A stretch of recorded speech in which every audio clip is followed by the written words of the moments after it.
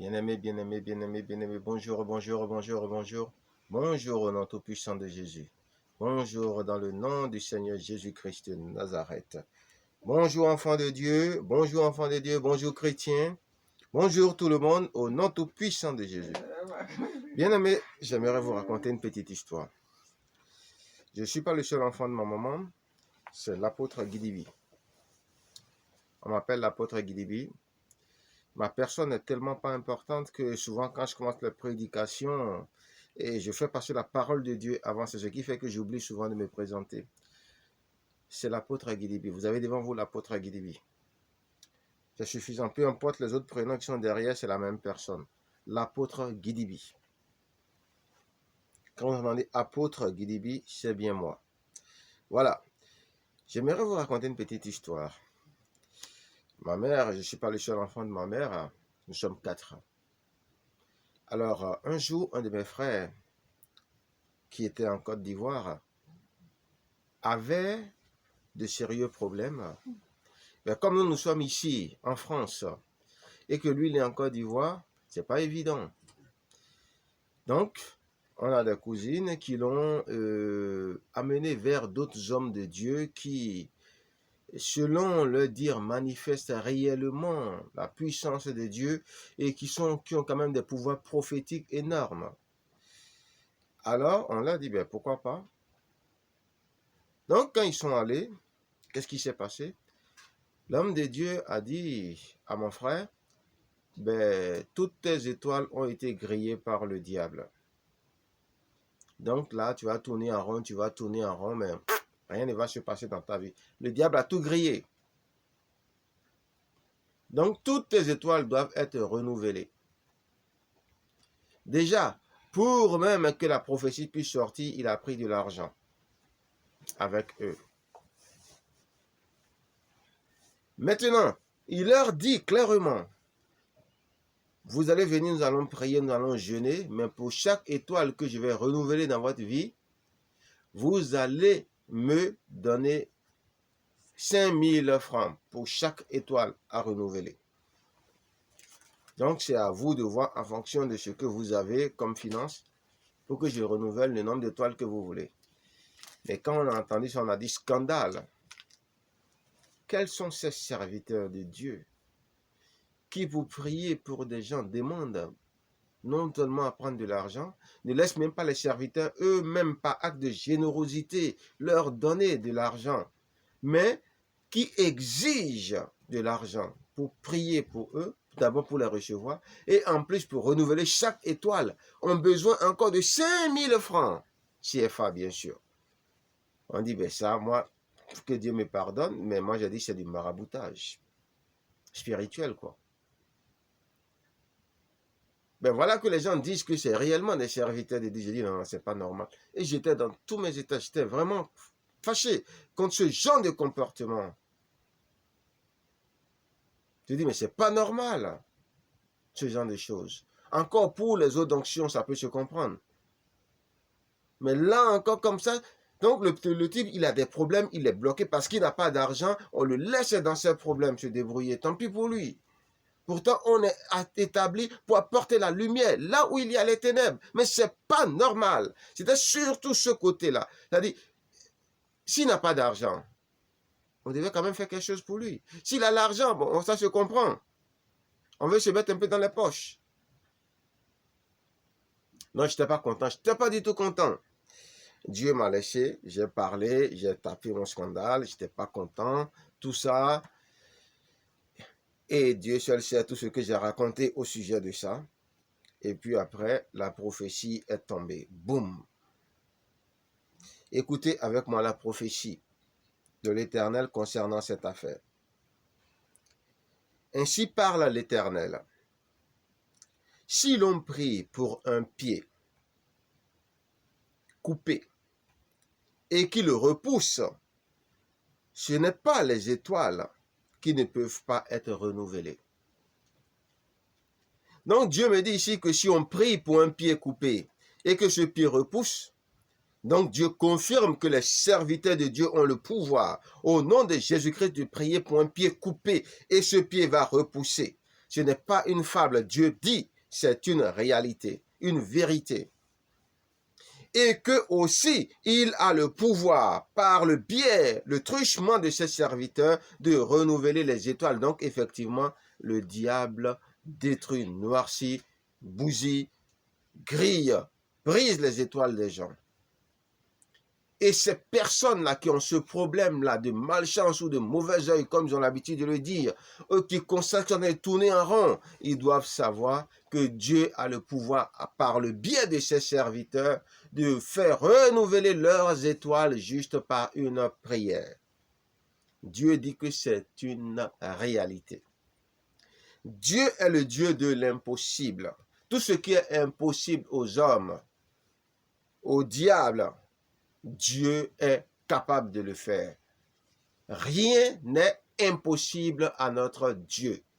Donc Dieu dit, il se révèle ici comme le Dieu de l'impossible. Encore.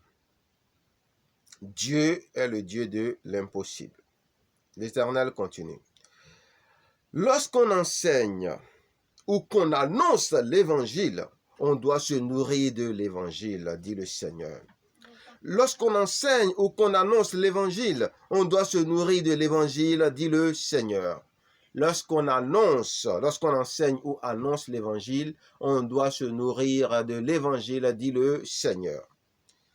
L'ouvrier mérite salaire, dit le Seigneur. L'ouvrier mérite salaire, dit le Seigneur. Paul l'a dit, dit le Seigneur. Dieu dit que Paul l'a dit, l'ouvrier mérite salaire. Donc Dieu confiant. Celui qui ne veut pas se nourrir de l'évangile est libre. Dieu dit que celui qui ne veut pas se nourrir de l'évangile est libre. Ça se passe le commentaire. Celui qui ne veut pas se nourrir de l'évangile est libre de vivre ainsi. C'est ce que Paul a fait, dit le Seigneur. Donc Dieu dit que Paul n'a pas voulu se nourrir de l'évangile. Il a vécu de ses propres moyens tout en annonçant malgré tout l'évangile.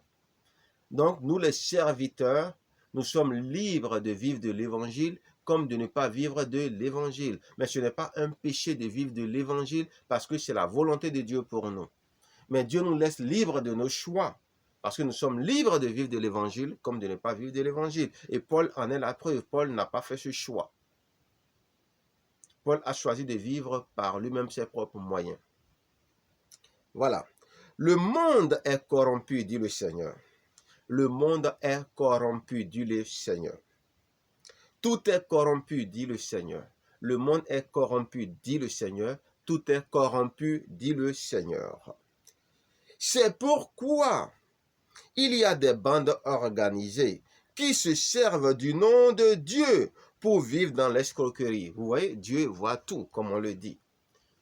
Omniprésent, omnipotent, omniscient. Dieu nous dit qu'il est bien conscient de cette vérité que la plupart des gens critiquent et dénoncent, qu'il y a des bandes organisées qui se servent du nom de Dieu pour vivre dans l'escroquerie.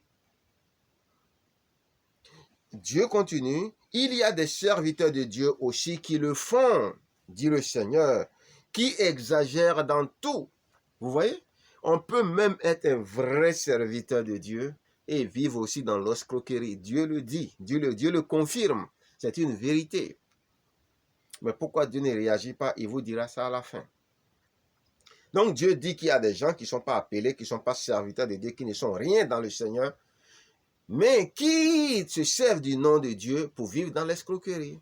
Mais qu'il y a aussi des serviteurs de Dieu qui non seulement vivent dans l'escroquerie, mais exagèrent dans tout. Vous voyez, Dieu les connaît et Dieu les voit. Mais Dieu dit c'est quand même des serviteurs de Dieu. Vous voyez, il ne dit pas faux prophète. Il dit serviteurs de Dieu, mais qui vivent dans l'escroquerie, qui abusent, qui exagèrent dans tout. Ils n'ont même pas de modération. Ils ne font même pas un peu. Et ils font pouet au grand jour comme des brigands.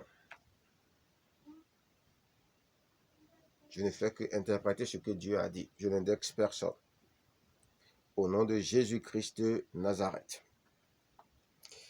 Voilà un peu déjà ce qu'il faut comprendre à ce sujet. Alors l'Éternel continue. Ils rendront compte à Dieu. Ils rendront compte à Dieu. Dieu dit que vous allez lui rendre compte de vos exagérations, de vos vies dans l'escroquerie, au lieu simplement de vous contenter de vivre de l'Évangile.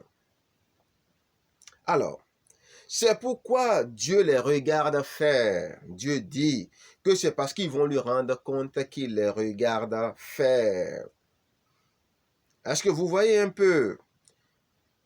Dieu dit que c'est pour ça qu'il les regarde faire. C'est pourquoi il les regarde faire, parce qu'il va leur demander des comptes en son temps. Donc, ne demandez pas des comptes au nom de Dieu. Laissez Dieu lui-même leur demander des comptes. Il est suffisamment grand pour demander des comptes à ces serviteurs de Dieu, pas des faux prophètes, qui vivent dans l'escroquerie et qui exagèrent dans tout.